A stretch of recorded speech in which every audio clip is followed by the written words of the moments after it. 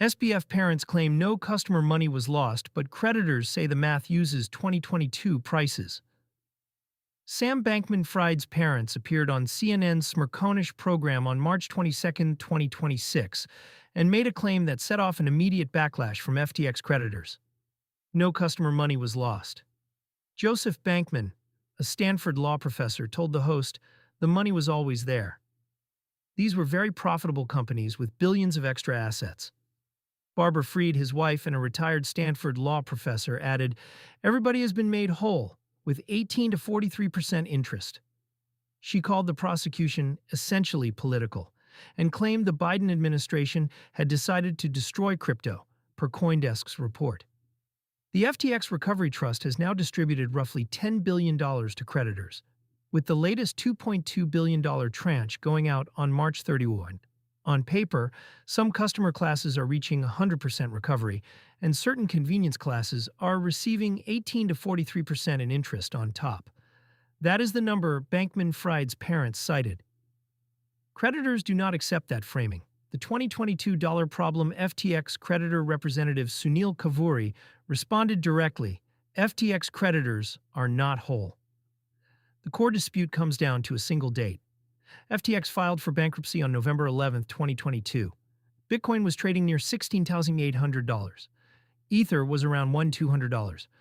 All creditor claims were frozen at those prices. As of March 23, 2026, Bitcoin sits at $68,271 and Ether at $2,056. A creditor who held 1 BTC on FTX in November 2022 received a claim valued at roughly $16,800. Even with 43% interest, that payout reaches about $24,024. The same Bitcoin is now worth $68,271. In real terms, the creditor recovered about 35 cents on the dollar.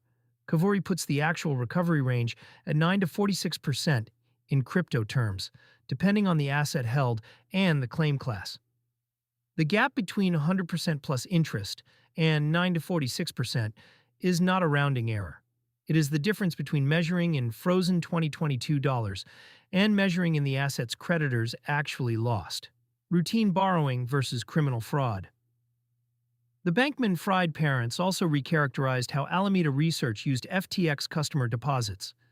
They described it as routine borrowing, a phrase that drew sharp criticism given that a federal jury convicted their son on 7 counts of fraud and conspiracy in November 2023. The trial established that Alameda had a special exemption in FTX's code, allowing it to withdraw customer funds without the usual collateral checks. Prosecutors demonstrated that billions in customer deposits were used for venture investments, political donations, and real estate purchases, none of which the depositing customers authorized or knew about. Calling that routine borrowing reframes the conviction itself. The jury heard weeks of testimony from former FTX executives, including Caroline Ellison and Gary Wang, who pleaded guilty and cooperated with prosecutors. The distinction between borrowing and stealing was, in effect, the central question the jury answered. The clemency angle. The CNN appearance did not happen in a vacuum. Bankman-Fried is serving a 25-year sentence. His legal team has an appeal pending, and media appearances by his parents fit a pattern of public advocacy that creditors view as groundwork for a clemency petition. President Trump previously rejected pardon consideration for Bankman-Fried. But the political dynamics have shifted. Bankman-Fried's parents are framing their son as a victim of an anti-crypto Biden administration, a narrative that aligns with the current administration's pro-crypto stance. Whether that reframing gains traction with a White House that has embraced crypto policy is an open question. Barbara Fried's characterization of the prosecution as essentially political also carries weight given her background. Before retiring from Stanford, she ran Mind the Gap, a political fundraising operation that directed tens of millions to Democratic candidates.